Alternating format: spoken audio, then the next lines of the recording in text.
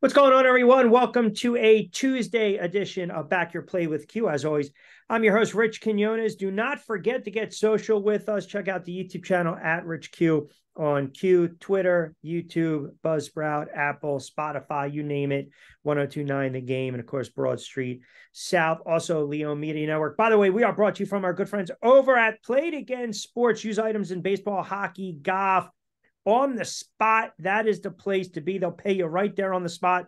Golf, baseball bats, gloves, high-tier golf drivers, putters, sets, adult hockey skates with hockey right around the corner, protective gear as well. And if you mention you heard it right here on BYP, 10% off added to the buy, or take 10% off your next order, your entire order. Just mention BYP with QR. NFL guy who's never a discounted rate, Lloyd Vance, who does a wonderful job. Lloyd Vance is Insider Football 1029 The Game, Broad Street South as well, at Twitter at Lloyd Vance. Kind enough to join us on a Tuesday, and he already knows I am absolutely pissed off of the nonsense crap that I had to see last night with my New York Football Giants. Lloyd, how are you, my friend? All right, how you doing, man? It was like the old Macaboo days, when you were all upset about McAdoo, and what an ugly performance by New York Giants. I'm sure we'll talk about it soon, but Oh it no, was I want to just, get it. man. I want to get Oh, into it. sure, we'll jump in right to it if you I want. want to get into it now because it's fresh. Because here's a couple takeaways. And great, you signed Justin Puter to practice squad. Like, he's going to be the friggin' savior. I mean, it reminds me of that scene in Major League when they turn around, they're like, didn't we have that guy 5 years ago? And then one guy's like, well, he's dead. Cross him off the list. Like, it's just the shit and the nonsense. Once again, they have not been able to fix the offensive line at all.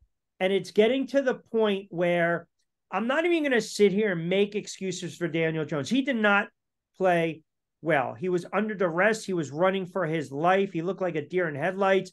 You can't fumble the football. You can't throw the pick there. Their offense has been non-existent.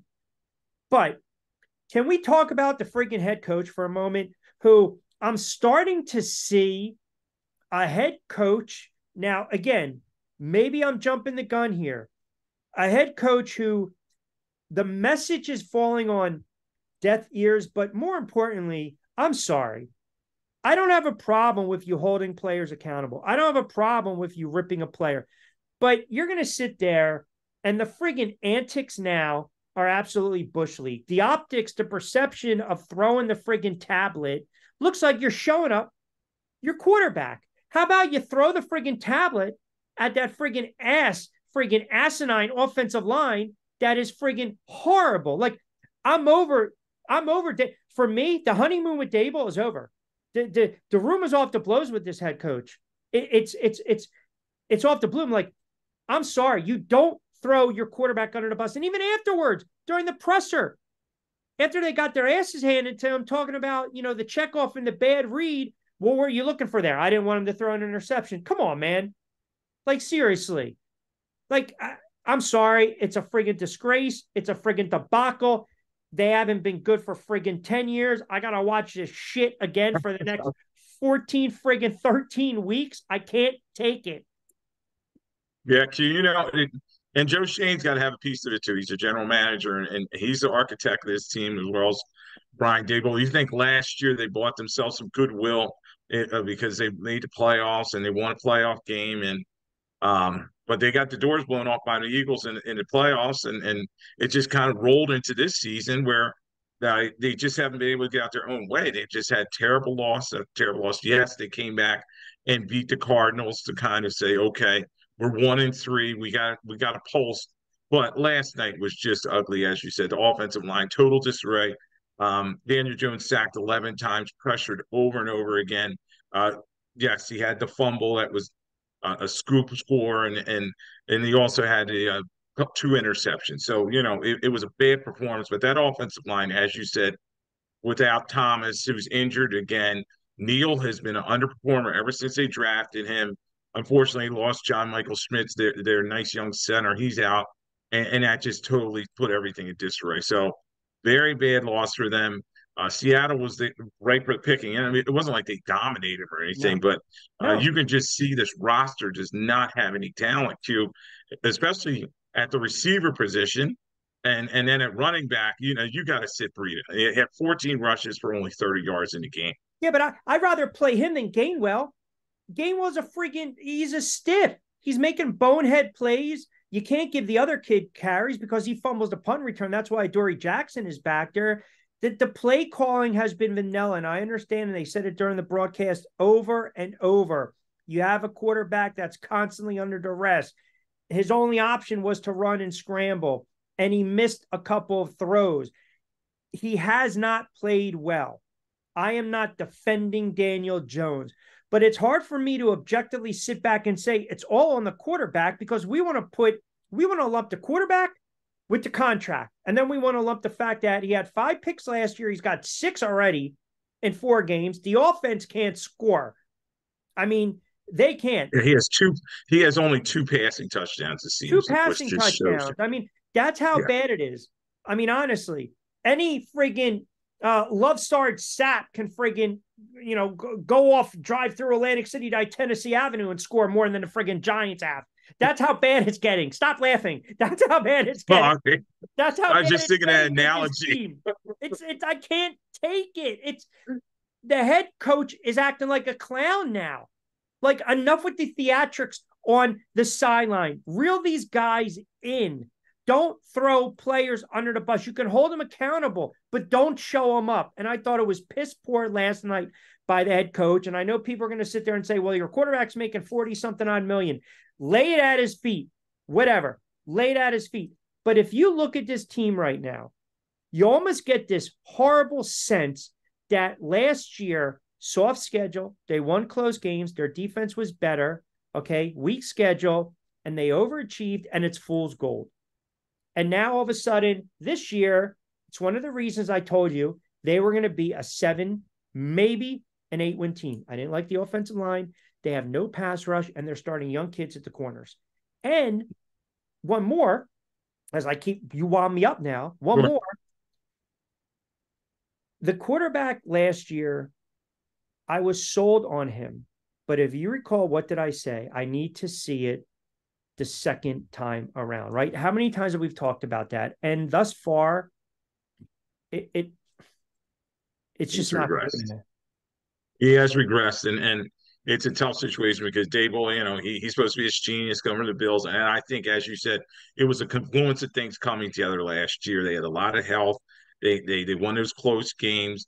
Daniel Jones was not fumbling the football. They talked about it on the broadcast, how he's had the most fumbles over the last 5 years. And he was protecting the football. But this year, everything could go wrong has gone wrong. Obviously, got that one win, which you think's okay. But Q, I'm looking at this schedule, man, and it's going to get.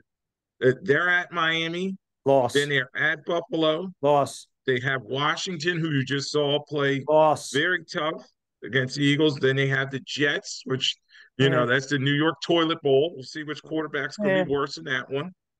And then they're at Las Vegas, loss. At Dallas, loss. And then at Washington, loss. And then they have New England in another game where, who's worse. And then they finally have their bye. So, just looking at the schedule, it's not going to get any easier. And then you just, as you said earlier when we first came on, the optics are not good. When your coach is staring at him and he's like, I'm not talking to you, that's not good. There seems to be something amiss in their relationship. Yeah, but last year there wasn't. Right. Last year there wasn't. And now this reminds me from a couple years ago. It was like the second, I would say maybe Eli's second to last year. They went on the road for Dallas. They went all the way down the field. And then they had a false start penalty on Eric Flowers. And Eli had a turnover. And that was the opening game of the season. And it snowballed. The same exact crap is happening right Yeah. now. And it started with game one. And I know we have so many other games to get into, but I just Yeah. have to end because Yeah. And we're at the quarter pole this season, and yeah, we always talk about the same thing. It's about adversity and how you handle it and adjustments. And right now, the New York Giants are not doing that. So a lot to clean up there. it's yes. I mean, you need the swifter. All right, so Dolphins go from scoring 70 to only scoring 20. And it's funny, we were about to write the Bills off after 1 week. Something's wrong with Diggs, something wrong with Josh Allen. He's probably playing the quarterback position at the highest right now in the NFL. And they put up 48 against Miami. Is this more about Buffalo or Miami stubbing their toe? And typically teams that score 50 plus, they have a tough time next week. Since 1970, those teams were 7-6 the next week. And I think a big thing, Q, you have to look at here is, maybe did we overestimate Miami and who they were playing, or is Buffalo in the mix? I think it's a mix of those two things. And Sean McDermott, who took over the defensive place calling this season, he had the game plan. He took away those slants that Tua likes. He's a timing thrower, and then he made him have to kind of throw the football to people that were other than Tariq Hill. So, Tua, yes, 25 to 35, 282 yards, but he did have a pick. He had one touchdown. And um, the thing was, Chain had a nice game. He only had 8 rushes for Mm-hmm. 101 yards and 2 touchdowns, but I think a lot of those were late. And Buffalo just did a great job in terms of just dominating the line of scrimmage and doing what they want in terms of Josh Allen. 21 of 25, 320 yards, 4 touchdowns, no interceptions. Uh, right back in the MVP conversation. And we were all talking about him and Diggs were on the same page. He gets Diggs 6 catches, 123 TDs, and it's a laugher.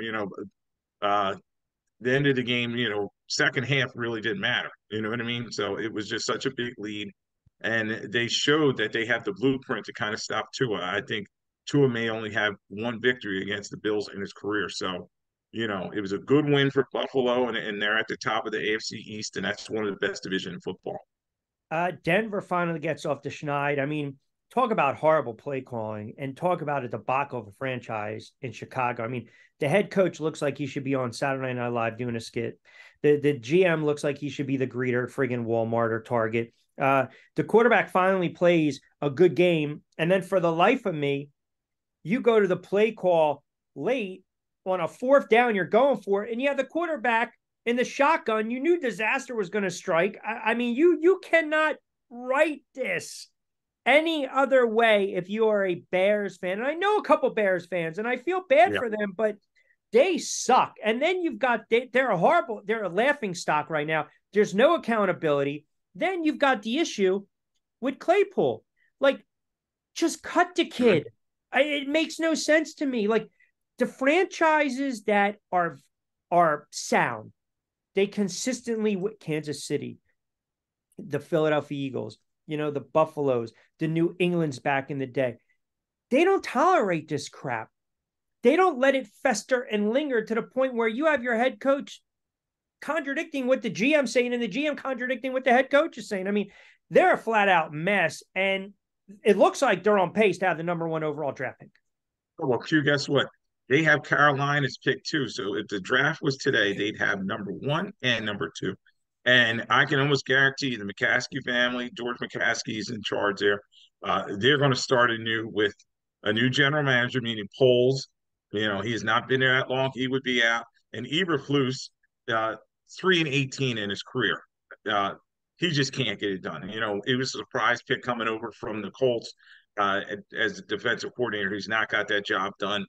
Totally has lost control of this locker room. That play that you talked about, it's 4th and 1. Why not let Justin Fields make a play and they hand it off to Herbert right up the middle? We know they have one of the worst offensive lines in the league, Yeah, and they were sitting on a play. They stuff it, and then Fields actually had a really good game for yeah. him. You felt bad because they probably could have kicked the field goal there and took the lead, but they didn't get the first down. And then next thing you know, you got Denver coming down the field, who team also who needed to win very badly. They got it done, and Russ nondescript performance, 21 of 28, 223 yards, but he did have 3 TDs, no kicks, and they are trying to move forward with their season, and it'll be interesting what happens to them next. They have the Jets in the Desperation Bowl, and then Chicago, they go to Washington, and you got two coaches there who are on a hot seat. And Yep. I do agree with you that why not make Claypool an example? He does not want to be there. It's almost like a situation like Keyshawn was with the Bucks.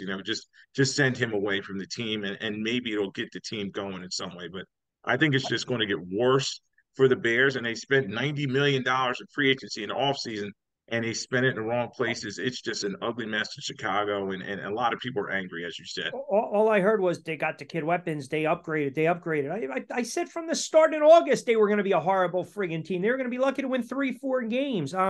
They got Minnesota on Monday night. Oh, avert your eyes. How about this? If they keep losing these games, would you even entertain trading Justin Fields, knowing you're pretty much going to get, if it holds to form? I mean, they might win 2 or 3 games because they're still NFL players, and I'm sure some of them still have pride. But would you even entertain trading Justin Fields? I talked about them having those 2 high draft picks, and why not try to get more in the cover? Because as you said, at 0-4 right now, they have no chance to make the playoffs. Their season's a disaster, and it's only going to get worse. So why not improve the team at the trade deadline, which is first week of November coming up, and why not see how much you can have there and then build from there? But Ryan Poles, as you said, the general manager, I just don't trust him as an architect, and he's got his fingerprints on this thing as well as Eberflus, who was there. Um, it's just going to get ugly, and they blew a 21-point lead in this game, and you're like, okay, maybe this was their chance to finally get a win. But looking at their schedule, they're another one. Oh, you never know. They play Arizona near the end of the season. Maybe they can get that W there, but I they don't may know, tread man. on. That's Yeah, business decisions. These clowns are going to be talking about the holidays, man, and where they're going to yeah. go golfing. They're And I said the 2008 Lions may not be fearful. The team that never won a game. This Bears team is looking bad enough that they couldn't win a game, and you may see the brown paper bags of the old Aints days there. Bucks get a nice win on the road. Ravens relatively easy win against Cleveland. How about Cincinnati? They got waxed against the Titans, and Cincinnati was my AFC representative. You get Jamar Chase basically saying afterwards, I'm always effing open. Here we go. The diva wide receiver. Listen, I think you need to reel Burrow in and just shut him down, man. He just signed a massive contract. He's dealing with injuries. He gutted through it. He played through it. But I mean, listen, they couldn't run the ball against Tennessee. I think they had 72 total yards. They were running around 3.8 a clip. He got sacked a couple times. Offensive line started breaking down. Like, is this? I hate to say it like this, but at 1-3 and Burrow banged up, what's the play here? Do you keep trotting him out there, or do you say to yourself, you know what, we'll give it another week or so, but if we lose, we're going to shut him down? Like, they're too good of a team. They've got Arizona and Seattle coming up. So if they get to 3-3 going into the bye, you're painting a different picture. And then I think that's the picture that's the message they're going to spin out there too. Zach Taylor, the coach, and Duke Tobin, who's their de facto GM. They're going to try to say, okay, let's get to that bye. You can see Burrow's not healthy with that calf. He was 20 of 30 for only 165 yards, no TDs, no interceptions, but it was just a game where they were just never in it. And Tennessee, to their credit, you have to say, okay, they're starting to find a rhythm, and they're relying on what they always did, which is Derrick Henry at 22 rushes for 122 yards, which was he had 1 TD, which was a 29-yard bruising run. And then you also saw him throw a TD out of the Wildcat formation. So Tennessee trying to get back in the race. Every team in the AFC South is 2-2, so they have a chance. But as you're saying, Q, if these losses kind of start piling up for the Bengals, and he's just not looking right, yes, they need to sit Joe Burrow and say, okay, let's play for next season. Tuesday edition of BYP with Q. Rich Quinones here. Lloyd Vance, kind enough to join us. We're sponsored from our good friends over at Play It Again Sports, 1450 Clements Bridge Road. You can check them out online, playitagainsports.com. Search New Jersey for the location. 2 undefeated teams left in the NFL. San Francisco, which has Dallas coming up, and then the Philadelphia Eagles, which has the surprising Rams. The Eagles get the 34-31 win. Again, slow out of the gate. They trailed 17-7, eventually took the lead going into the fourth, and then Washington scored, and then they scored, and then they got the touchdown at the final play in regulation, ultimately losing in overtime on a field goal. So a couple things. I've been going back and forth with my buddies on this. This is me. And I always preface it because I have certain things that rub me the wrong way when we're talking about sports. And the whole you left too much time on the clock this is my opinion. It's the dumbest friggin' thing I've ever heard in my life, because the goal is to try to score. Now, there are certain exceptions. We'll get into Kansas City and the Jets when Mahomes slid. But if you're the Eagles, you're going for the knockout blow. So when you connect with Brown at 143 and it's 31-24, your defense should be able to stop Washington and Sam Howell, even though they move the ball. But your defense is supposed to be a top 5. You're supposed to be a defense that can lead the way to a Super Bowl, make a stop. They didn't. Okay. Here's two-pronged question. Where are you with you left too much time on the clock? Because last time I checked, Sam Howell is not Patrick Mahomes. And then second, I was really aggravated and absolutely shocked that Ron Rivera, who is, I believe, fighting for his job. You know where I'm going. Riverboat Ron here. You're on the road. You're the inferior team. You got him up against the ropes. You just went down the field. You basically hit him with a liver shot. The last play of the game to stun everything, right? Silence in that friggin' atrocity of a stadium. Just kidding, Eagles fans. But silence. Go for 2. Go for the win right there. His explanation afterwards, I mean, you're worried about your defense. You just basically went down the field and you tired out the Eagles defense. It's a gut punch. Keep them down on the mat. So where are you with you left too much time, and Rivera, should he or shouldn't he have gone for 2? So, that's a new thing now. This whole I'm going to kneel at the goal line and you play for the field goal. And I've seen that where it's bitten coaches in the butt where these kickers miss 100%. that easy kick.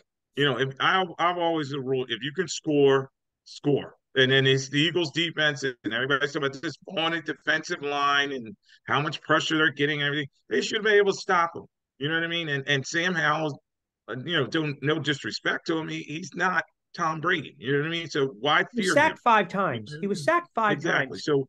So yeah, get the touchdown when you can, and then try to play for win. Obviously, Washington goes down. He did a great job scoring in that quick pace, and the Eagles, I think, have a big problem. I talked about in their back 7, and it was on display there where he just was like bump, bump, bump, up. He's going down the field, and they get the touchdown, as you said.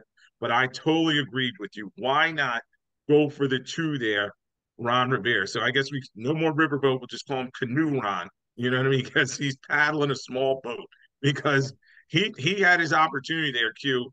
The Eagles were a 9-point home favorite, so Washington, they're playing with house money already. They were a heavy underdog going in that game. We knew it was going to be close. The Eagles were on their heels, and they probably should have went for 2. They probably could have got it. You're only talking about what? If they spotted like the 2.5 or the 3-yard line, it's not that much yardage again, and they had already proven they could move the ball against them. So I totally agree with you that they should have went for 2 there. Yeah. Which is all the more reason. Everything you're saying is 100% accurate, which makes our case, which is all the more reason. And the other thing too is, if you're on the hot seat going in, right? And he is, die with your boots on, man. Let these guys know, you know what? Hey, man, we might not get the ball back, or we might do a 3-and-out in overtime, which, by the way, they did. Let's just go for the knockout. I believe in you guys. I remember years ago when Carson Wentz, I think it was maybe his first or second start, very early in his career, they played the Ravens. They scored late, And Doug was like, we're going to go for 2. And all I heard for a week on the radio was, oh my God, you took a win out of Carson Wentz's hands. Bull. You're trying to set the tone. You're trying to let your players know, go out and win it. It's right there for you. And they had the Eagles up against the ropes. That's the problem. Go for the knockout. Yeah, they let them off. They let it, and the Eagles. It was a solid win for them, and they're 4-0, but they're a shaky 4-0. The Eagles were only 4 of 12 on third downs. Yes, they piled up 415 yards total yards on offense, but and Hurts had a pretty good game, 319 yards passing and 2 touchdowns, no interceptions. But this defense has got some work to do. Yeah. And Sean Desai, he's saying, yeah, we're playing the zone, we're kind of laying it off. But that's Sam Howell picking you apart. That as they start playing these better quarterbacks, some of these guys are going to have a field day on them, in particular in the middle of their coverage, because Job is there playing there. He's taken over for Maddox, and in that secondary, he's just not done a good job there. And then Bradbury, they're switching him from the slot, moving him outside. Yep. And then the safety Edmonds they got from the Steelers, they knew when he came over, he was not a coverage guy. So, it's going to be interesting to see. They play, they're at the Rams. They got a long flight going out to Los Angeles, and then they play at the Jets. They have Miami, a game in Philadelphia, which I'm really interested in to see, and then at Washington, Dallas, which also is a high flying team, and then they finally got their bye. So, lots for the Eagles to clean up, but you would have liked to see Washington say, okay, enough's enough. Let's get it done right here and win this game. And yeah, you have to wonder. I know they're 2-2, like so many other teams, and their season go one way or other. But if they win that game, then that spurs them forward. So we'll see what Washington could do. Yeah, that's a 3-1 record with a big road win in the division. Mind you, and then they have 2 winnable games. They host Chicago. We already just talked about how bad they are, and then they're at Atlanta, another team who's struggling with Desmond Ridder at quarterback. So that could have been, move them forward, and then they're at the Giants. So they should have won for 2. Yeah, 6-1, 4, 5-2, 6-1. It's all about, but we talk about the analytics all the time, right? I mean, the Raiders, perfect example. I'm watching this game unfold too, and the Chargers just, this coach, every time, like short yardage or 4th down, I mean, they just can't execute. But then you're the Raiders, and they're calling for McDaniels' head, and rightfully so. My good friend is a Raiders fan. He's beside himself. He thinks it's laughable at this point. Like, you've got a young quarterback back there, and the kid O'Connell. You get all the way to the goal line, and you have the kid drop back in coverage. You don't even attempt to run the ball. I mean, it reminds me, and it's apples and oranges, when McNabb got benched against Baltimore, and Andy Reid brought in Cobb, and they went right down the field, and you have a green as the grass during the day, Kevin Cobb, 7-step drop. And what happens? Pick 6, Ed Reed the other way. Like, these coaches, are they overthinking, or are they just not good coaches and don't understand situational football?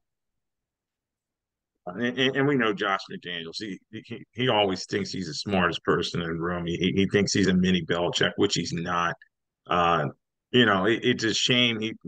The performance just, it was there. Another game for the taking, and you thought, okay, the Raiders can get this done, and it would kind of change their season around. Now they're 1-3, and they host Green Bay, and then the Patriots at Chicago, at Detroit, and they don't have their bye until week 13. So this concussion with Jimmy G is something that can linger, and we're going to see how this works out. On the other side of it, Khalil Mack, holy moly, he got revenge on his old team.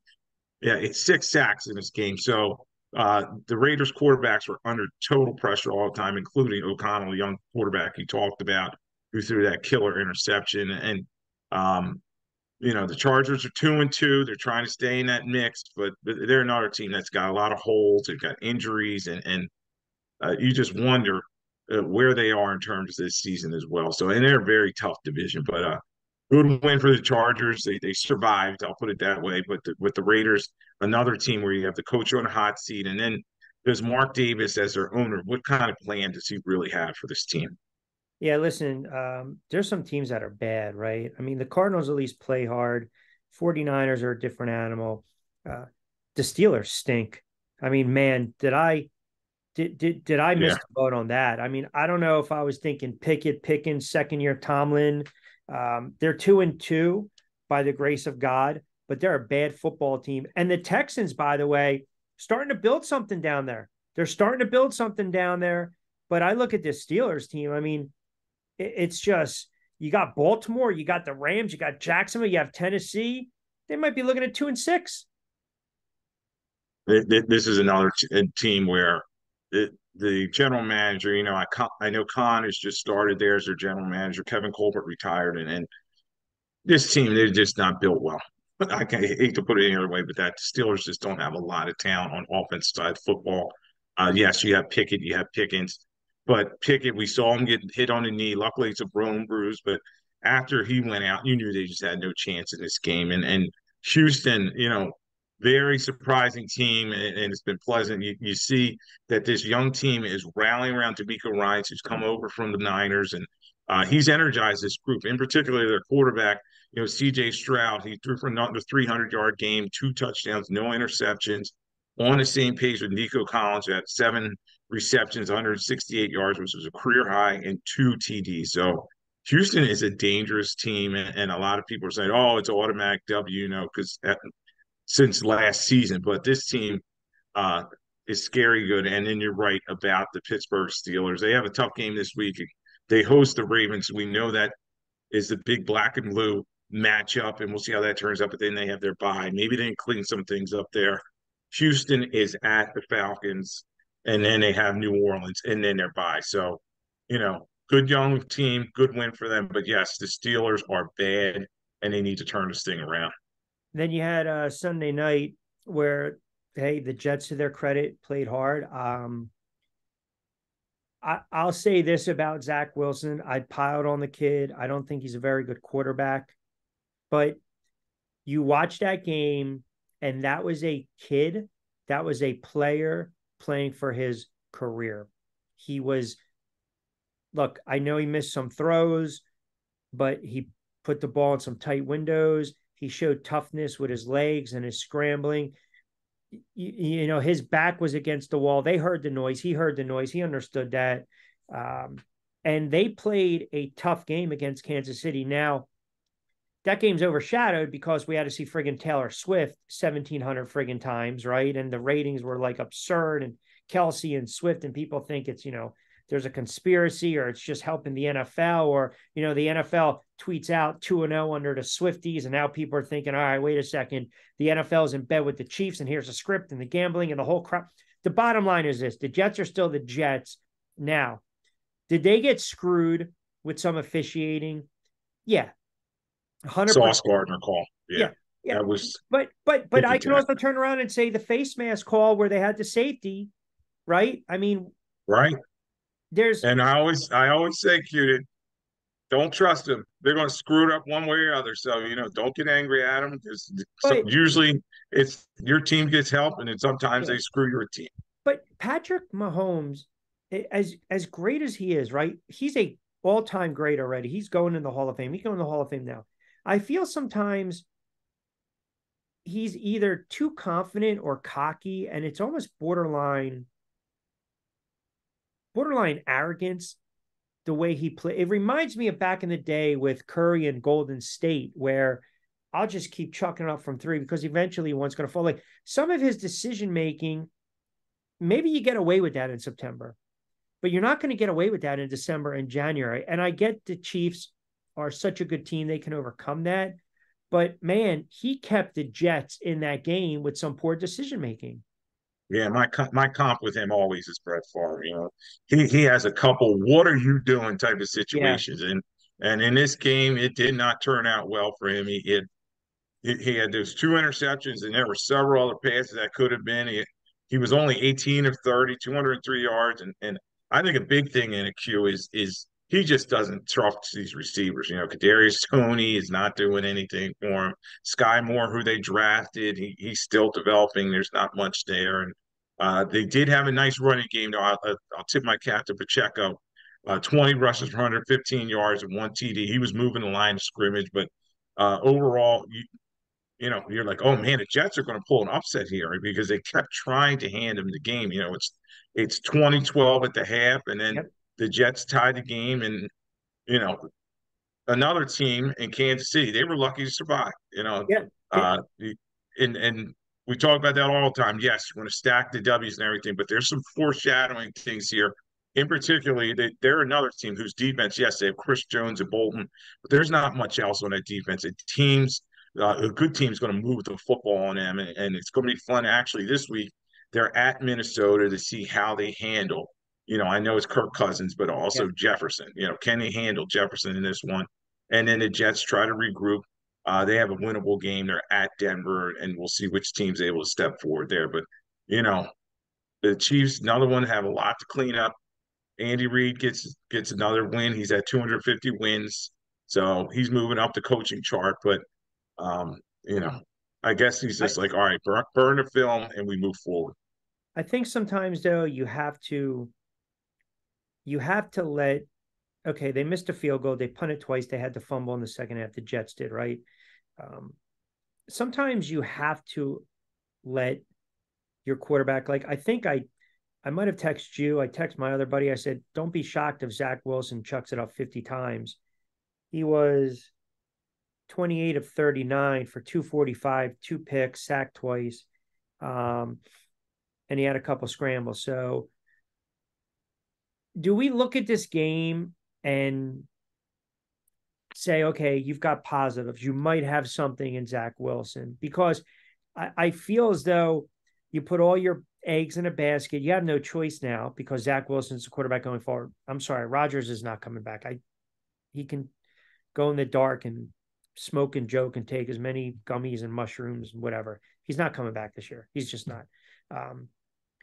But do you look at this game and say, if you're a Jets fan, hey, maybe we have something with Zach, or is it fool's gold where he just probably heard all the noise? Kid's got some type of pride, went out, balled out Sunday Night Football, and they almost won the game. And that's pretty much the extent of it.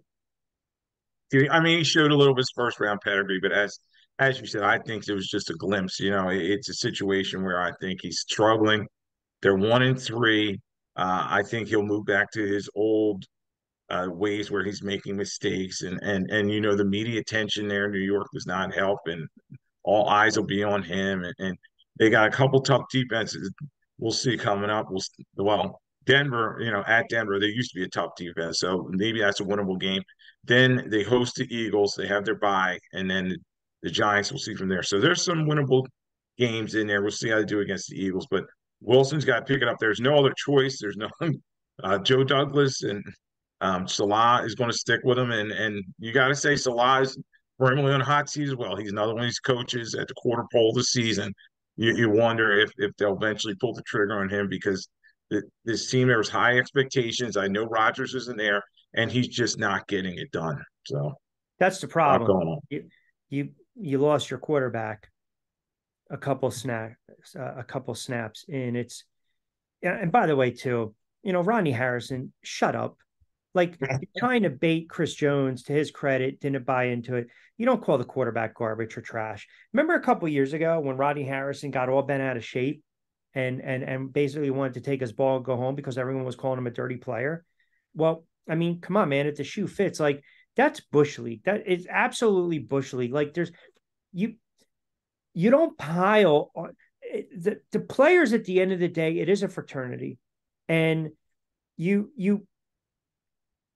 when you do what we do and you're in media and you have an opinion and we get it and you analyze and you try to be objective, Rodney Harrison to this day will say Eli Manning is a shitty quarterback. Guess what? Eli Manning is going in the Hall of Fame. The last time I checked, Rodney Harrison's not going in the Hall of Fame. Rodney Harrison had a couple opportunities to make plays in that Super Bowl. Asante Samuel had plays to be made in that Super Bowl, didn't make. So when you crap on the players like this, and you're seeing a kid that's fighting for his career, and I don't think he's a very good quarterback, but I appreciated the effort and the guts and the heart that he displayed the other day. We know the kid's got an arm. That's one thing the kid has. He's got a friggin' arm. He can let it rip. But I just don't think, man, back off. Like, don't pile. Don't kick the man when he's down. And he's on the journalistic side of things now, and you have to show journalistic integrity. I know a lot of these new guys have this hot take type of thing; they want to throw it out He's a there, and I'm hater. sure, yeah, and I'm sure Godelli and Ebersol, who's with NBC Sports, they're going to have a talk with him and say, "Look, that was over the top." Maybe they might even make him make an apology because He did. you don't, Apparently he called yeah, the Jets. Yeah, apparently he called the Jets. And it's just, like I said, man, it, you don't have to let, there are players that I just don't think are very good. Um, yeah.